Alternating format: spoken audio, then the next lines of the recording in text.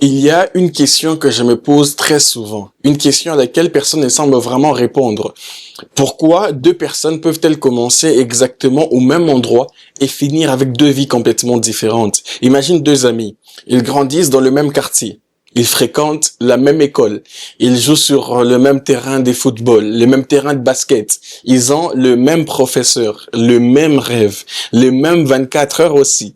À 20 ans, les deux veulent réussir. Ils se donnent les moyens pour réussir. À 35 ans, on observe que l'un dirige une entreprise. Il voyage, il construit une famille solide. Il inspire même les autres. Pendant que l'autre travaille toujours aussi dur. Mais on a l'impression que sa vie est en train de tourner en rond, que ne s'améliore vraiment. Et ce qui est fascinant dans cette histoire, c'est que le deuxième n'est pas paresseux. Au contraire, il travaille aussi.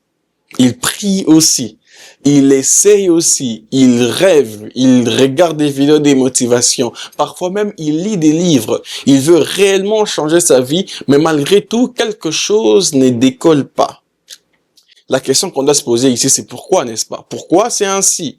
Pendant longtemps, je pensais connaître la réponse. Je croyais que certaines personnes étaient simplement nées avec quelque chose que les autres n'avaient jamais reçu. Quand j'ai regardé, par exemple, Elon Musk, je me disais, c'est un génie. Il est naturellement génie. Il est né comme ça. C'est pour cela qu'il a cet avantage par rapport aux autres. Quand j'ai regardé Cristiano Ronaldo, je pensais qu'il est né avec un talent hors du commun, ou Lionel Messi. Un talent hors du commun.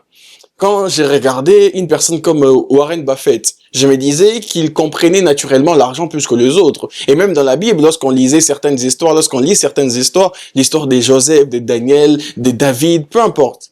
On a l'impression que Dieu les a tout simplement choisis par rapport aux autres. Puis un jour, je suis tombé sur une idée qui a complètement changé ma manière de voir la réussite. Et aujourd'hui, j'aimerais te montrer pourquoi je pense que beaucoup d'entre nous poursuivent la mauvaise explication par rapport à cette question que j'ai posée au départ. Premièrement, nous tombons amoureux des résultats. Je pense que notre génération souffre d'un problème très particulier. Nous sommes devenus amoureux des résultats, mais complètement aveugles du processus. Tu ouvres ton Instagram, tu vois une personne devant une magnifique maison. Tu ouvres LinkedIn, tu vois quelqu'un qui annonce sa promotion. Tu ouvres ton YouTube, tu vois un créateur de contenu qui reçoit sa plaque d'1 million d'abonnés. Lorsque tu regardes tout cela, ton cerveau raconte immédiatement une histoire. Ton cerveau te dit que lui, il est différent de toi. Que cette personne est complètement différente de toi. Mais ce que tu ne vois pas, ce sont les 10 années qui ont précédé cette photo. Tu ne vois pas les centaines de refus. Tu ne vois pas les nuits où personne n'encourageait cette personne. Les moments où elle doutait. Les fois où elle a voulu abandonner. Tu vois sûrement les fruits, mais jamais les racines. Et c'est ça qui fait la différence, justement. C'est comme regarder un immense arbre, en oubliant qu'avant de devenir visible, il a passé des années à pousser sous la terre. Les racines poussent souvent avant les branches, mais notre génération déteste les racines. Nous voulons directement les branches. Nous voulons les applaudissements sans les années de solitude. Nous voulons la reconnaissance sans la préparation. Nous voulons la récolte sans accepter les saisons où il faut simplement s'aimer. Et c'est là que naît les plus grands mensonges sur la réussite. Nous finissons par croire que certaines personnes sont extraordinaires, alors qu'en réalité, ce sont surtout leurs habitudes qui les sont. Deuxièmement, le mensonge le plus confortable. Tu sais pourquoi nous aimons tellement croire que les autres sont nés différents? Parce que cette idée est incroyablement confortable. Réfléchis un peu. Si Elon Musk est simplement un génie, donc, je peux continuer à vivre ma vie comme avant. Si Cristiano Ronaldo est uniquement un phénomène, je n'ai pas besoin de remettre ma discipline en question. Lui, il est né comme ça. Si Warren Buffett est naturellement doué avec l'argent, je peux continuer à mal gérer le mien parce que lui, c'est dans le sang. Si Joseph, dans la Bible, est simplement les favoris de Dieu, alors son histoire ne me concerne pas vraiment. Est-ce que tu vois ce que fait notre cerveau? Il transforme les exemples en exception, parce que les exceptions ne nous obligent jamais à changer. Mais imagine un instant que ces hommes ne soient pas devenus extraordinaires uniquement grâce à leur capacité. Imagine que leur véritable différence se trouve ailleurs. Soudain, la question change complètement. Tu ne te demandes plus pourquoi eux. Tu commences à demander qu'est-ce qu'ils ont fait que je n'ai fait pas. Et cette question est beaucoup plus dérangeante parce qu'elle enlève toutes les excuses que tu t'es données avant. Tu n'as plus de raisons de ne pas réussir, tout simplement. Troisièmement, l'étude qui a changé ma manière de voir la réussite. Il y a plusieurs années, Stephen Scott s'est posé exactement cette question. Il ne s'est pas contenté d'étudier quelques personnes célèbres. Il a analysé des centaines de vies. Il a analysé des entrepreneurs, des dirigeants, des investisseurs, des inventeurs, des personnes riches, des personnes qui ont commencé avec une pauvreté extrême, des diplômés, des hommes, des femmes, peu importe. Il a vraiment analysé plusieurs catégories. Il pensait, en analysant plusieurs catégories comme ça, découvrir plusieurs secrets.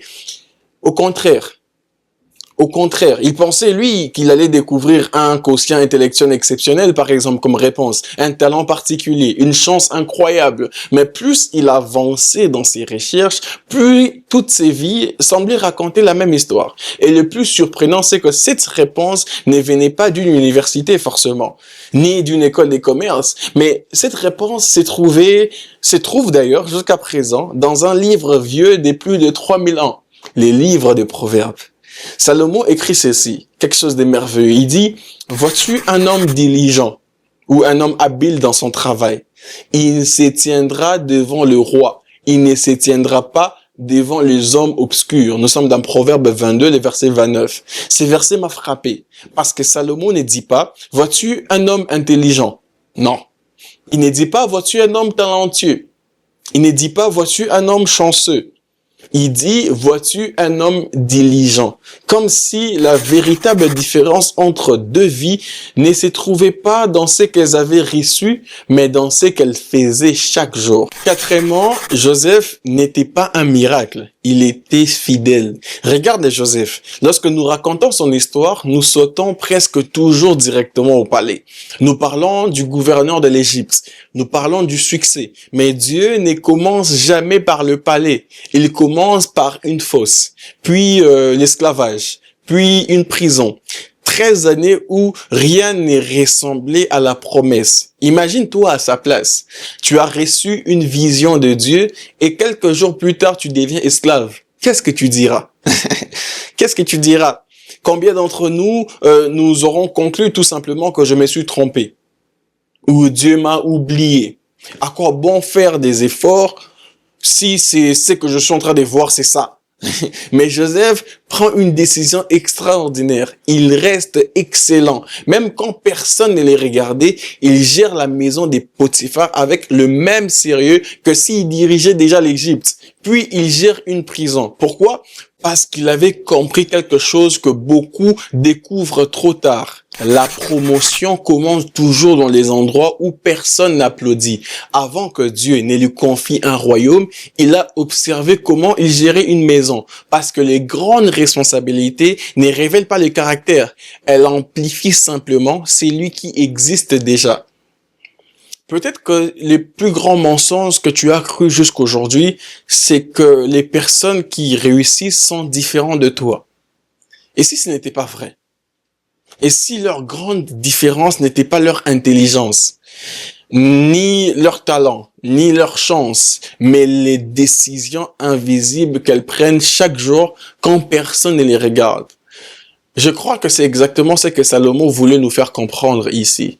La réussite commence rarement sous les projecteurs. Elle commence dans les secrets, dans les petites décisions, dans les habitudes que personne ne remarque.